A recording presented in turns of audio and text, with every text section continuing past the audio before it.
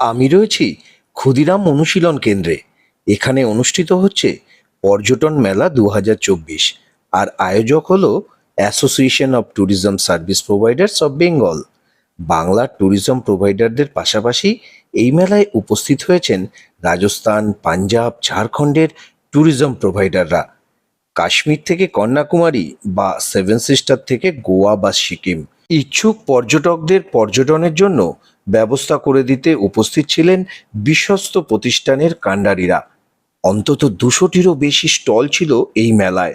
সামনেই আসছে দুর্গাপুজো, আর দুর্গাপুজোর ছুটিতে পর্যটকদের জন্য স্পট বুকিংয়ে রয়েছে বিপুল ছাড়। ব্যবস্থাপনায় খামতি ছিল না বেঙ্গল ট্যুরিজম ফেস্টে। আর হ্যাঁ, প্রতি ঘন্টায় চলছিল লটারির মাধ্যমে পুরস্কার জিতে নেওয়ার সুযোগ। 2025 সালের 7 থেকে 9 ফেব্রুয়ারি পুনরায় হতে চলেছে এই পর্যটন মেলা।